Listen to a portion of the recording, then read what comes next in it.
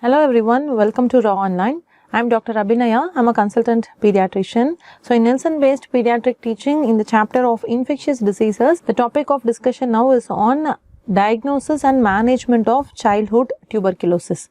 So I am not discussing the pathophysiology over here. So this will be the diagnosis part and the management part. Okay. So before moving on to how are we going to diagnose and the latest algorithmic approaches, so just one slide about the natural history of childhood tuberculosis. So we all know there is a source case. So for any childhood TB, there will be definitely a source case. The child or the index case gets exposed. So what happens once there is an exposure, 70% of them do not have an infection. Okay.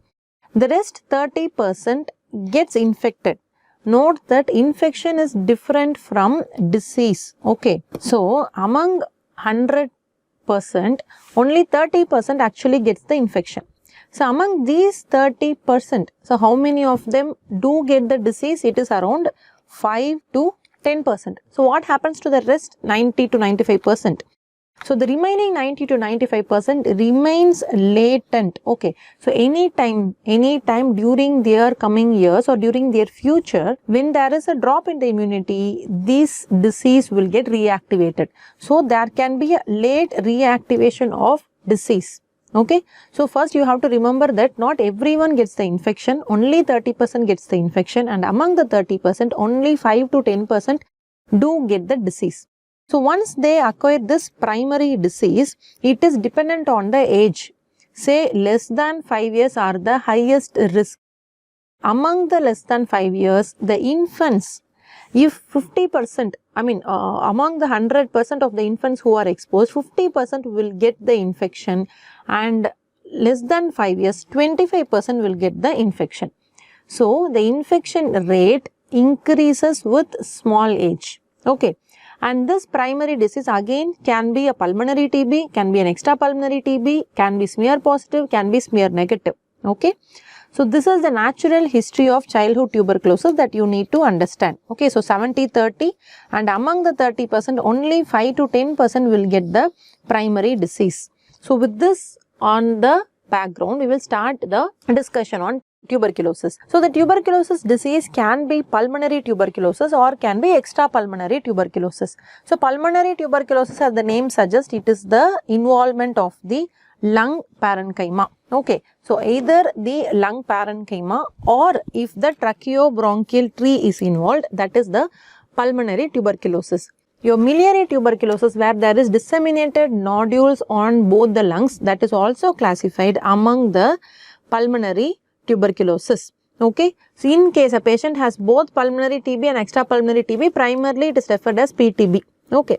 So what happens in an extrapulmonary TB? Extrapulmonary TB means anything other than the lung is extrapulmonary TB. If it is lymph node TB, if it is intestine, GIT, GUT, joint, bones, neurological, that is CNS TB. So all these are extrapulmonary tuberculosis. So now before moving on to the diagnosis, the diagnostic procedures, we will talk about some definitions of tuberculosis so that it will be easy for us to understand the management. So what is this presumptive TB? Presumptive or presumption, or you are presuming. Okay. So any patient who comes to you with certain symptoms, say there is short course of fever, 2 weeks of fever or 2 weeks of cough, or there is a failure to thrive in a baby, no weight gain in the last 3 months. So I will tell you what are the symptoms that will suggest you. So any typical symptoms of tuberculosis, or when you examine you get certain signs which are suggestive of tuberculosis, then you presume that child to be having TB. So that is a presumptive TB. Now in this child you have not done any investigation. So it is just the before step, that is the first step of your at the end of your examination, say. Okay, at the end of your history and examination, you can write it as a case of a presumptive TB. Presumptive DRTB. What is presumptive DRTB? DR means drug resistance. Okay, DR means drug resistance.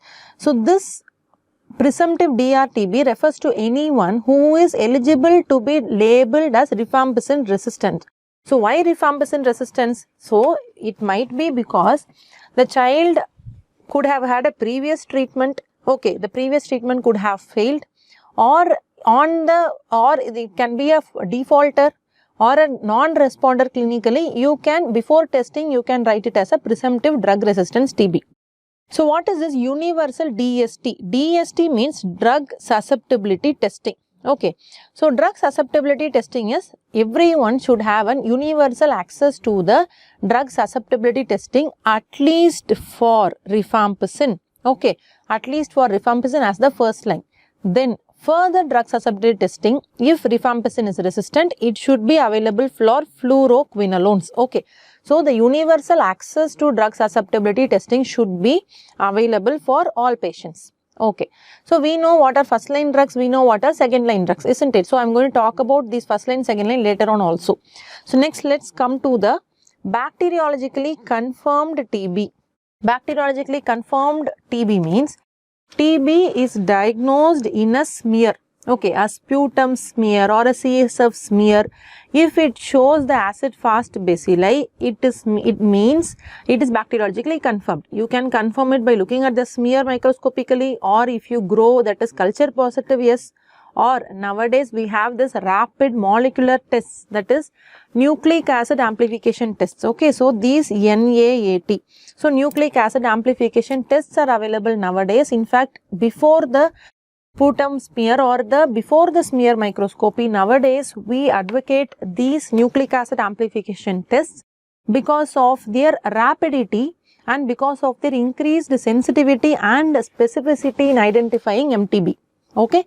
So these nucleic acid are basically cartilage based tests. We will talk more about these CB-NATs.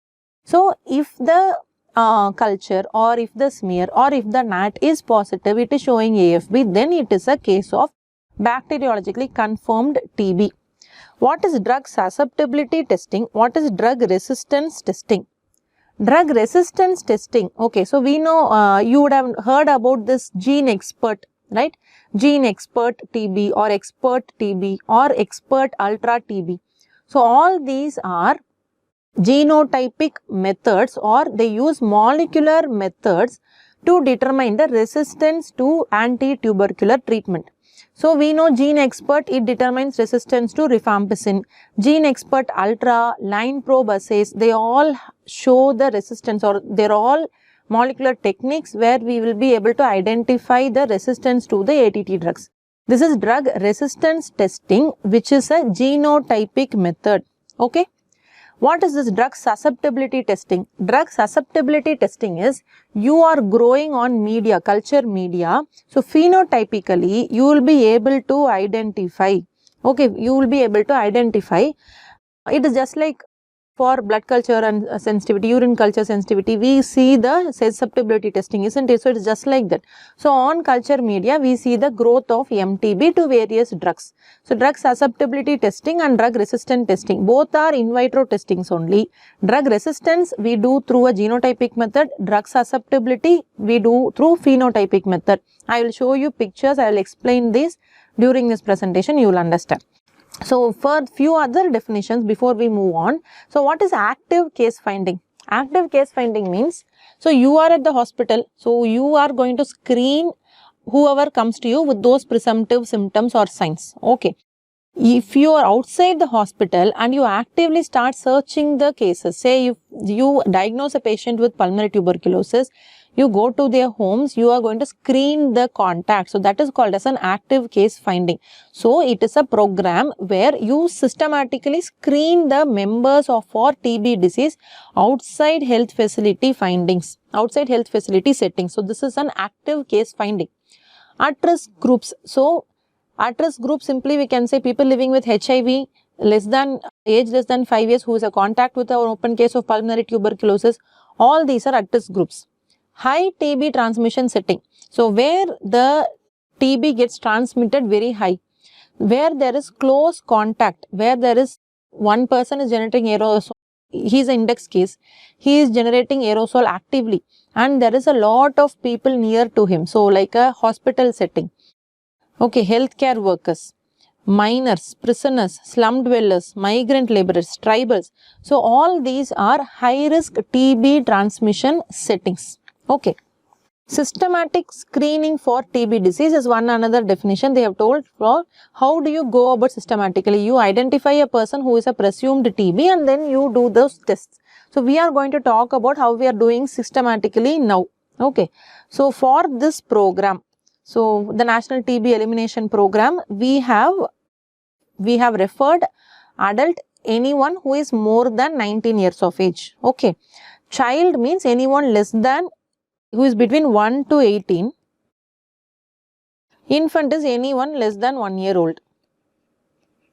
So, pediatricians can treat up to 18 years of age.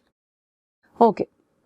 Again, coming to the resistance. So, first is a definition of monoresistant TB. Monoresistant TB means the person is resistant to any first line anti-TB drug.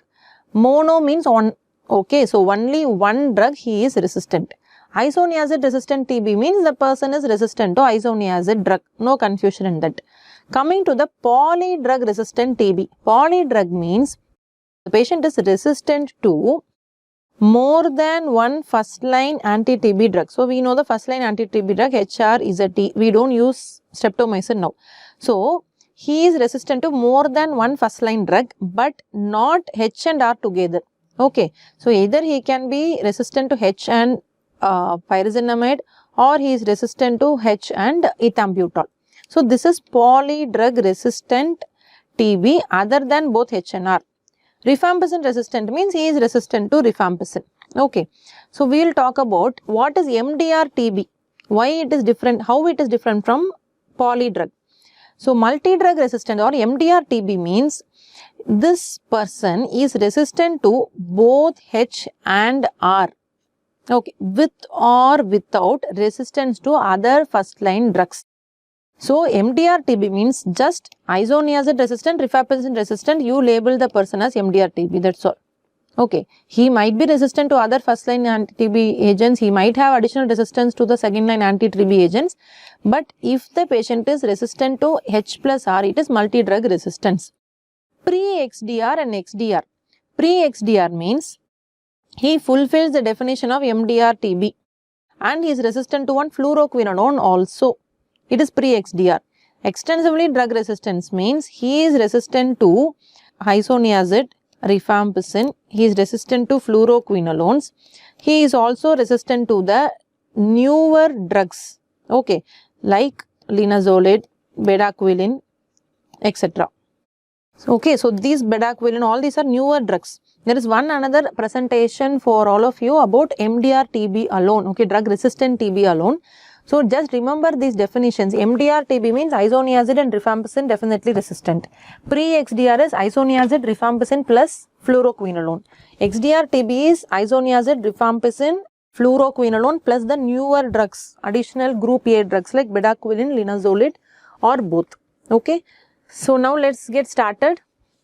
So, we know the presumptive pulmonary TB. So, some of the symptoms. Imagine a parents come to you with a child. They say, doctor, my child is coughing for 2 weeks. Okay. So, cough for more than 2 weeks or it is or only, it is not and. Okay. It can be and, but even with a single symptom, start workup for TB, especially in our country.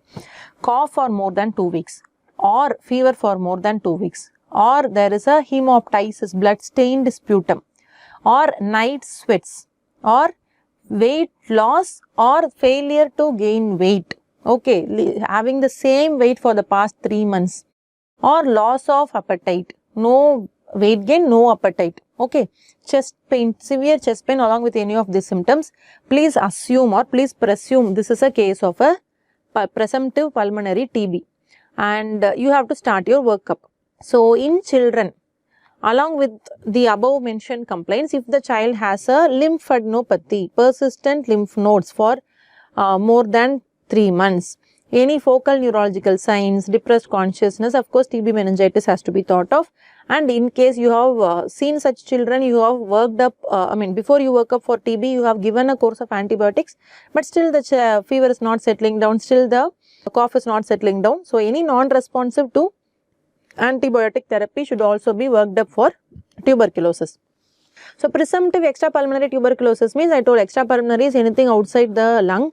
So it can be lymph node, it can be joints, it can be meningitis, etc. So any of the constitutional symptoms along with some other systemic symptoms if you have, you can assume or you can write it as a presumptive extrapulmonary tuberculosis. So any extrapulmonary tuberculosis, even though they don't have cough, even though they don't have chest symptoms, you should definitely screen for pulmonary tuberculosis also. Okay, so that is because sputum, induced sputum, gastric aspirate, gastric level, so many specimens can be taken and should be screened for bacteriological confirmation. Okay, so I told you presumptive pediatric TB is, so in children, if the child has cough or persistent fever for more than 2 weeks, please evaluate.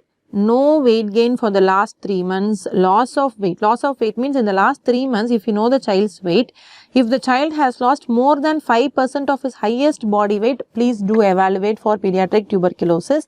And there is a history of contact with an infectious TB case. Contact the years, how many years?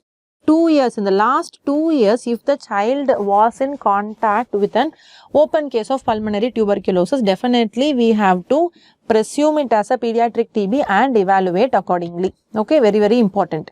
So when you, again, presumptive drug resistance TB, I have already told you, anyone who is non-responder, anyone who is showing notify TB patient always now, because the rifampicin resistance is getting higher.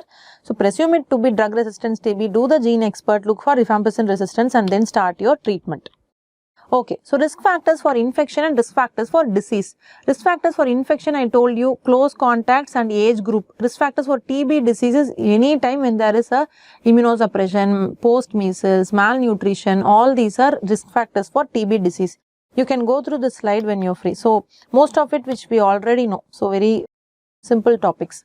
Okay, so one thing before moving on to the management, I want to tell you, not all coughs are going to be TB. Okay, now that you're going to learn about tuberculosis, please don't start evaluating all coughs, because in children, cough is a very, very common symptom, isn't it? More than 2 weeks cough is there in even viral illnesses. Please understand the pattern of cough before evaluating. See, for example, this graph will tell you the cough pattern. So 3 common cough patterns. One is this first line. So this red dotted line you can see. So this is an acute cough. So the child has started coughing, coughing, coughing. It has peaked. Now it is having a very, very delayed recovery. See, more than 2 weeks this child is coughing. Okay. So this is an acute cough, but at around the 2-week mark, what you can understand is that the cough severity is reducing, isn't it? The cough severity is coming down. So this particular history is very important. If it is an acute cough, there is a protracted cough, but now the parents say, no doctor, the child is coughing for 1.5 weeks, but now I feel the persistence of cough or the severity of cough is a little lesser. So in such cases, please do think of a viral illness. Many viruses, adenoviruses, RSV can cause a protracted cough. So it could be a viral one. Next type of this one is a blue dotted line.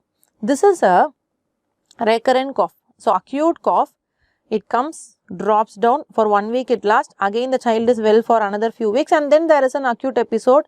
Cough is severe, immediately in the 1 week it settles down. So this type of acute coughs can occur in viral, can occur in asthmas, hyperreactive airway disease. Okay. This line, this is an orange line which is the steadily increasing. Okay, can you see here? Steadily increasing in the severity. This is crossing the 2-week mark. It is also increasing in severity. So this is the type of cough where you have to evaluate for pulmonary tuberculosis. Okay. So please understand what pattern of cough the child has. When the cough is the only symptom, in case there is no fever, there is no night sweat, there is no loss of weight, please do try to understand the cough's pattern and then start evaluating. So next we will see how are you going to investigate for tuberculosis in children.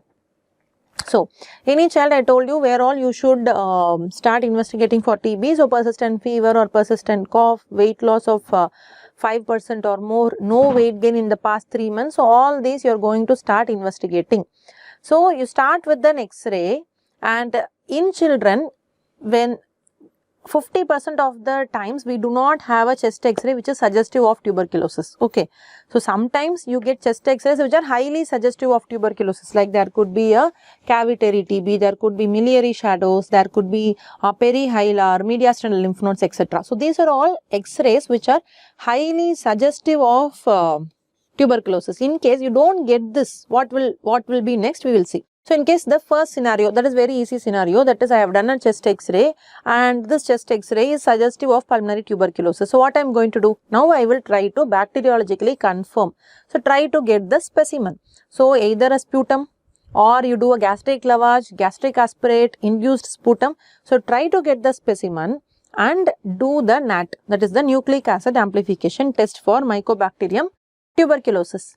If the NAT is positive, it is a microbiologically or bacteriologically confirmed TB case. Now, before treatment, I want to know the resistance pattern of organism. So, to understand the resistance pattern, I will do the rifampicin resistance, that is gene expert or true NAT can be done. So, gene expert is done, and if rifampicin resistance is detected, then I will do the second line. I will do the resistance pattern for isoniazid, I will do the resistance pattern for the all other second line agents and then start with the regimen. If rifampicin resistance is not detected, I will go and treat the child with the first line ATT, right? Okay, so this is the pattern. So, I will talk more about drug resistance TB in the another presentation, do not worry. So, now this is a very simplified algorithm which is of no confusion. Say in case, let me come to the second limb. So, what happens in this is, chest x-ray I have done, but it is showing very non-specific shadows. Okay, so some vague collapse is there is no proper consolidation, no cavitation, nothing. So, some non-specific shadows. I will treat this child with giving appropriate antibiotics, okay, 5 to 7 days of appropriate antibiotics. Please don't give this linezolid, etc. Okay, so because linezolid is a ATT. So, don't give those drugs, treat with amoxicillin and give an appropriate course of antibiotics and ask them to come back after a week. You evaluate them again. If the child's cough is better, fever is better, okay, stop your evaluation. If the child is showing persistent symptoms, persistent shadow is present, now you have to get the specimen from this child also. I will show you one slide where what all specimens we have to take, how all the specimens have to be taken, how do you do the gastric aspirate, how do you do the gastric lavage, everything I will show you. So, we will take the sample, try to do it, and also this child, if there is non-specific shadow, also look at the lymph nodes. If there is a lymph node, even from the lymph node we can do a needle aspirate and subject that for NAT also. Okay. So, do try to bacteriologically confirm it. If the NAT has come positive, say you have done a lymph node aspirate and it is NAT positive, then you do the rifampicin resistance and proceed accordingly. In case NAT is negative, the child is showing some non-specific shadows and he is not responding also, you can ask an expert opinion or you test from some other specimen. Okay, so this is where the problem arises. Okay, here we become very, very inconclusive. So, here we need the expert's opinion. You also should think of an alternative diagnosis. Next, if the chest x-ray is completely normal, but the child is having continuous fever, the child is having some lymphadenopathy, he is not gaining weight. Here, there is, even though there is cough, the chest x-ray, if it is normal, do think of an extrapulmonary tuberculosis. Okay, do think of an extrapulmonary tuberculosis, and for extrapulmonary tuberculosis, we need an extensive investigation, isn't it? Extrapulmonary means it can be anywhere. Okay, so a detailed investigation has to be done for extrapulmonary tuberculosis. A CT may be needed, chest CECT, abdomen CECT. If he has any signs suggestive of CNS TB, has to be evaluated accordingly. Get the specimen, do a NAT. Okay, always try to bacteriologically confirm it and then we have to proceed. So, I told you some findings are very, very typical of TB. Like here we can see that there are disseminated multiple miliary shadows. So, when you get this pattern very easily, do the NAT and see the rifampicin resistance and start your treatment. Again, here you can see that there are multiple mediastinal lymph nodes, perihilar, bronchial lymph nodes are there, isn't it? These are all quite suggestive of tuberculosis. Here you can see there are cavities. Okay, so cavitary lesions, thick-walled cavitary lesions are also present. So, can appreciate, I guess, from these X-rays. So, fibrocavitary TB, again not very commonly seen in children when compared to adults. But these are all chest X-ray findings which are suggestive of tuberculosis. Okay. Sometimes we do get X-rays from outside. Say a contact history was there with the elderly person who is living in the same household. So the children will get an X-ray and come from outside. So what we can see is the Gons complex. We see a subpleural focus here. So subpleural focus, and we see a perihilar, that ipsilateral perihilar lymphadenopathy is there. So this is basically a Gons complex. So it is just denoting that the child has an infection. If the child has had a disease, the child would have fever, cough or weight loss or any systemic symptom will be there.